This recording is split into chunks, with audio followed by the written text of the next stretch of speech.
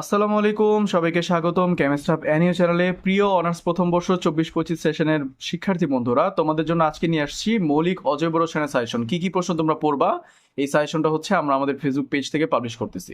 তো যারা এই সাজেশনের হার্ড কপি পেতে চাও তারা ফেসবুক পেজে চলে যাবা, পেজটি ফলো করবা, ইউটিউব চ্যানেলটি সাবস্ক্রাইব করে রাখবা, কমেন্টে জানাবা নেক্সটে তোমাদের কোন কোন সাবজেক্টের সাজেশনটি লাগবে। যারা রিডিক দিতেছো তাদের জন্য কিন্তু এই সাজেশনটা কার্যকরী হবে। এখানে প্রত্যেকটা প্রশ্ন তোমাদের বিগত সালে আসা প্রশ্ন, অর্থাৎ আগের সিলেবাসে আসা প্রশ্ন। সো তোমরা চাইলে এগুলো হচ্ছে ইজি বুক থেকে বের করে পড়ে নিতে পারো, প্রত্যেকটা প্রশ্ন তোমরা ইজি বুকে পেয়ে যাবে। আর হচ্ছে যারা নতুন পরীক্ষা দিচ্ছ তোমাদের জন্য এটা প্রযোজ্য, তোমরা এই প্রত্যেকটা প্রশ্নের উত্তর হচ্ছে ইজি বুকে পেয়ে যাবে, অথবা আমাদের পেড ব্যাচও পেতে পারো। তো তোমাদের জন্য একটা জিনিস বলে রাখি, তোমাদের কিন্তু রিভিশন প্রোগ্রাম চালু হয়ে গেছে, যেটা আমরা প্রতি বছরই করে থাকি এক্সামের আগ মুহূর্তে। তো রিভিশন প্রোগ্রাম সম্পর্কে বিস্তারিত জানতে এবং ভর্তি হতে তোমরা আমাদের স্ক্রিনে দেওয়া হোয়াটসঅ্যাপ নাম্বারে যোগাযোগ করো, অথবা ডিসক্রিপশন বক্সে দেওয়া লিঙ্ক থেকে ফেসবুক পেজে জয়েন করে সেখানে মেসেজ করে সবকিছু জানতে পারবে। তো কথা না বাড়িয়ে চলে যাচ্ছি ক্লাসে। দেখো, আজকের ক্লাসে আমরা মৌলিক অজৈব রসায়ন সম্পর্কে আলোচনা করব। এটার বিষয় কোড হচ্ছে 2-1-2-805। সাজেশনটা হচ্ছে 2026 সালে, অর্থাৎ অনুষ্ঠিতব্য 2026, বাট পরীক্ষা 2025-এ যারা 24-25 সেশন থেকে পরীক্ষা দিচ্ছ তাদের জন্য প্রযোজ্য। প্রথম অধ্যায়টির নাম হচ্ছে পরমাণুর গঠন, বেশ বড় একটা চ্যাপ্টার। সো এই চ্যাপ্টার থেকে তোমরা কি কি প্রশ্ন পড়বা দেখো। কোয়ান্টাম সংখ্যার ভৌত তাৎপর্য। আর হ্যাঁ, পরীক্ষার আগ মুহূর্তে তোমরা যদি দেখে থাকো, পরীক্ষার আগ মুহূর্তে তোমরা আমাদের ফেসবুক পেজটা একটু ভিজিট করবা। পরীক্ষার একদিন বা 2 দিন আগে হচ্ছে আমরা একটা শর্ট সাজেশন হচ্ছে ফেসবুকে আপলোড করে দিব, যেটা এইগুলো থেকে হচ্ছে সিলেক্টেড কিছু প্রশ্নের। ওকে, এখন আপাতত ফুল সেশনটা কমপ্লিট করো যেহেতু টাইম আছে। কোয়ান্টাম সংখ্যার ভৌত তাৎপর্য লিখো, এটা হচ্ছে পড়বা এই অধ্যায় থেকে। তারপর ডি অরবিটালের আকৃতি বৈশিষ্ট্য পড়বা, পিওডি অরবিটালের চিত্র আঁকো, এই দুইটার আকৃতি বৈশিষ্ট্য পড়তে পারো, সাথে চৌম্বক কোয়ান্টাম সংখ্যার মান উল্লেখ করতে পারো পি আর ডি এর জন্য। এরপর হচ্ছে অরবিটাল বা পারমাণবিক অরবিটাল কাকে বলে, n+1 এর নিয়ম।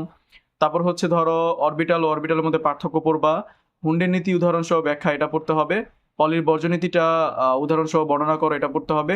তরঙ্গ ফাংশন সাই এবং সাই স্কোয়ারের ভৌত তাৎপর্য ব্যাখ্যা করো, হাইজেনবার্গের অনিশ্চয়তা নীতি ব্যাখ্যা করো, ডি ব্রগলি তরঙ্গ দৈর্ঘ্য কাকে বলে, ইলেকট্রনের তরঙ্গ কণা বিষয়ক দা ডি ব্রগলি সমীকরণটা প্রতিপাদন, শ্রোডিঞ্জার তরঙ্গ সমীকরণ, এটা মাস্ট পড়তেই হবে। হাইড্রোজেন পরমাণু চতুর্থ কক্ষপথের ব্যাসার্ধ গণনা করো। এই শ্রোডিঞ্জারের তরঙ্গ সমীকরণটা তোমার একদম অনার্স 4th ইয়ার পর্যন্ত তোমাকে প্যারা দিবে, ঠিক আছে? সেটাকে ইগনোর করার কোনো চান্স নাই। আসা অধ্যায় 2-তে, অধ্যায় 1-এর পরে অধ্যায় 2টা একটু ছোট, তাই এখান থেকে প্রশ্ন কম আসে। মূলত তুমি অধ্যায় 1 থেকে ধরো 3-4টা কোশ্চেন ইজিলি কমন পেয়ে যাবা, বাট অর্থাৎ 2 থেকে হচ্ছে ধরো একটা বা দুইটা পাইতেও পারো। ইলেকট্রন বিন্যাস অনুসারে মৌলসমূহের শ্রেণীবিন্যাস সংক্ষেপে আলোচনা করো, পর্যায় সারণীতে কর্ণ সম্পর্ক ব্যাখ্যা করো, সম ইলেকট্রনিক আয়ন কাকে বলে, এবং সি ক্যালসিয়াম 2 এর মধ্যে কোনটির আয়নিক ব্যাসার্ধ কম হবে সেটা পড়ো। ফ্লোরিনের ইলেকট্রন আসক্তি, ফ্লোরিনের ইলেকট্রন আসক্তি ক্লোরিনের চেয়ে কম কেন, এটা পড়তে হবে। এবার আসো অধ্যায় 3, ভেরি ভেরি ইম্পর্টেন্ট একটা চ্যাপ্টার। অধ্যায় 3 থেকে প্রচুর পরিমাণ কোশ্চেন কিন্তু আসে। অধ্যায় 3-এর নাম হচ্ছে রাসায়নিক বন্ধন। ভিএসইপিআর তত্ত্বের আলোকে নিম্নলিখিত অণুসমূহের জ্যামিতিক আকার ব্যাখ্যা করো। এজিসিএল, এজিবিআর, এজিআই পানিতে দ্রবণীয় হলেও এজিএফ পানিতে দ্রবণীয় কেন, মানে এটা অদ্রবণীয় হলেও এটা দ্রবণীয় কেন ব্যাখ্যা করো। সংকরীকরণ বা হাইব্রিডাইজেশন ব্যাখ্যা করো। হাইড্রোজেন বন্ধন কি, এর শ্রেণীবিভাগ আলোচনা করো। তারপর হচ্ছে যোজনী বন্ধন তত্ত্বের বৈশিষ্ট্যসমূহ লিখো। H2 অণু পাওয়া যায় কিন্তু He2 অণু পাওয়া যায় না কেন ব্যাখ্যা করো। রেজোনেন্স কি, NO3 এর রেজোনেন্স গঠনটা দেখাও। তারপর হচ্ছে ধরো SaCl একটা আয়নিক যৌগ, অথচ SnCl একটি সমযোজী যৌগ, ব্যাখ্যা করো। অক্সিজেন অণু প্যারাম্যাগনেটিক ব্যাখ্যা করো। ফাজারের নিয়ম ব্যাখ্যা করো। তারপর হচ্ছে NaCl2 হতে NaClS গঠনের যে বর্ণহৈবার চক্রটা আছে সেটা আলোচনা করো। এই অধ্যায় থেকে তোমাদের আরো 2টা কোশ্চেন পড়তে হবে, সেটা হচ্ছে সিগমা ও পাই বন্ধনের মধ্যে পার্থক্য, ভিএসইপিআর তত্ত্ব কি, ভিএসইপিআর তত্ত্বের সত্যসিদ্ধ সমূহ লিখো। ঠিক আছে, এবার আমরা চলে যাবো অধ্যায় 4-এ। অধ্যায় 4-এর নাম হচ্ছে অ্যাসিড, ক্ষার ও লবণ।